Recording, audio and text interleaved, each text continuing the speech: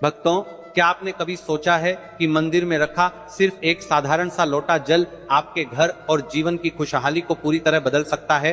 कई लोग भगवान की पूजा करते हैं, दिन रात मेहनत करते हैं, लेकिन फिर भी घर में धन नहीं टिकता, रिश्तों में प्रेम नहीं बढ़ता या मानसिक शांति नहीं रहती। क्या कारण है? मंदिर में रखा हुआ लोटा जल सिर्फ एक साधारण पानी नहीं है, यह हमारे घर और जीवन की खुशहाली के लिए अमृत समान है। जैसे जैसे हम भगवान की आराधना करते हैं, यह जल भी पवित्र हो जाता है और इसे व्यर्थ नहीं जाने देना चाहिए। कई बार लोग लोटा जल तो रख देते हैं, लेकिन उसका सही उपयोग नहीं करते। कुछ लोग इसे कई दिनों तक बिना छेड़े पड़े रहने देते हैं, कुछ लोग फेंक देते हैं और कुछ लोग तो यह भी नहीं जानते कि इसे कैसे प्रयोग करना चाहिए। इसी लापरवाही के कारण परिवार में मानसिक तनाव, आर्थिक समस्याएं और नकारात्मक ऊर्जा प्रवेश करने लगती है। महाराज कहते हैं कि मंदिर में रखा जल एक प्रसाद के समान होता है।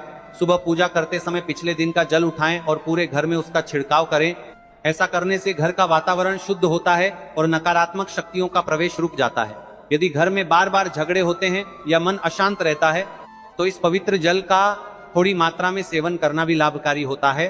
परिवार के सभी सदस्य यदि इसे श्रद्धा और विश्वास के साथ ग्रहण करें, तो घर में सकारात्मक ऊर्जा का प्रवाह बढ़ता है, लोग मिलजुल कर रहते हैं और आपसी प्रेम व समझ बढ़ती है।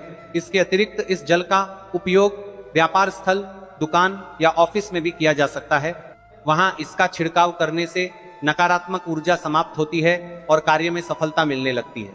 इसे पौधों में डालना भी बहुत शुभ होता है। इससे पौधों की वृद्धि अच्छी होती है और घर का वातावरण और अधिक सकारात्मक बनता है। लेकिन ध्यान रखें, यह जल कभी भी गंदे स्थान या नाली में न फेंके, क्योंकि यह अत्यंत पवित्र है। बहुत से लोग पूछते हैं कि क्या इस जल का सेवन करना सही है। महाराज बताते हैं कि यदि घर में सात्विक भोजन बनता है और आप नियमित पूजा करते हैं, तो इस जल का थोड़ी मात्रा में सेवन किया जा सकता है। यह मानसिक और शारीरिक स्वास्थ्य के लिए लाभकारी होता है। लेकिन यदि घर में अधिक मांसाहार या लहसुन, प्याज का सेवन होता है, तो जल का सेवन न करें। इसे केवल छिड़काव या पौधों में डालने के लिए प्रयोग करें। लोटा जल किस धातु में रखा जाए? इसके लिए शास्त्रों के अनुसार तांबा और पीतल सबसे उत्तम माने जाते हैं। तांबा जल को शुद्ध करने और उसमें सकारात्मक ऊर्जा बनाए रखने की क्षमता रखता है। पीतल भी अत्यंत शुभ माना गया है और इसे भगवान को अर्पित करने के लिए सर्वोत्तम धातु माना जाता है। स्टील का उपयोग सामान्य कार्यों के लिए ठीक है, लेकिन पूजा में इसका प्रयोग कम से कम करना चाहिए। और प्लास्टिक का उपयोग बिल्कुल भी नहीं करना चाहिए, क्योंकि यह पवित्रता और ऊर्जा को संचित नहीं करता। लोटा हमेशा साफ और ढका हुआ होना चाहिए। कई बार जल में धूल या कीड़े गिर जाते हैं, जिससे उसकी पवित्रता प्रभावित होती है। इसलिए पूजा के बाद लोटे को ढक देना चाहिए। महाराज कहते हैं कि जल का जितना महत्व है, उतना ही दीपक का भी है। कई लोग दीपक जलाते हैं, लेकिन कौन सा दीपक उचित है ये नहीं जानते। बाजार में विभिन्न प्रकार के दीपक मिलते हैं, स्टील, कांच, लोहे, मिट्टी, तांबा और पीतल के। स्टील का दीपक उचित नहीं है, क्योंकि इसका संबंध शनि ग्रह से होता है और इसका उपयोग बाधाएं और आर्थिक समस्याएं ला सकता है।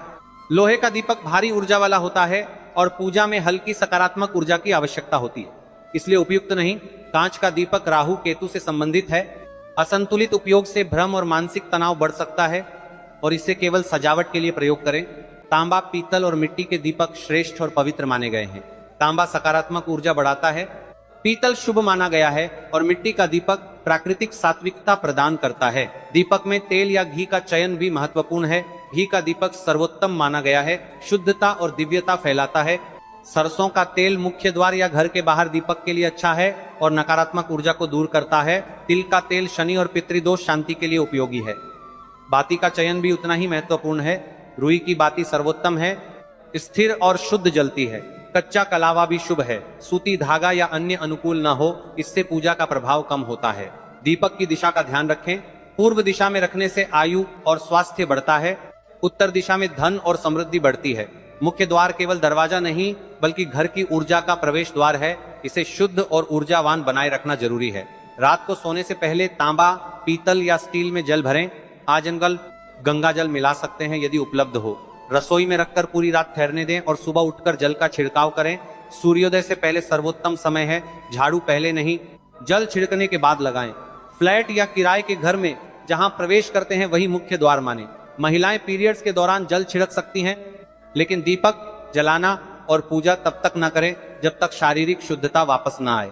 घंटी बजाने से मन के विकार शांत होते हैं और ध्यान भगवान की ओर केंद्रित होता है। इसे प्रेम और श्रद्धा के साथ बजाएं। मंदिर बंद होने पर घंटी ना बजाएं। शुभ समय सुबह ब्रह्म मुहूर्त से 11 बजे तक और शाम को पूजा आरती के समय है। ताली केवल भजन कीर्तन या पूजा के समय बजाएं, बिना कारण या मजाक में बजाना उचित नहीं। महाराज का अंतिम संदेश मंदिर में रखा जल, दीपक, घंटी और ताली केवल धार्मिक प्रतीक नहीं बल्कि जीवन में सकारात्मक ऊर्जा का प्रतीक है। भक्तों, वीडियो को लाइक करें, चैनल को सब्सक्राइब करें और कमेंट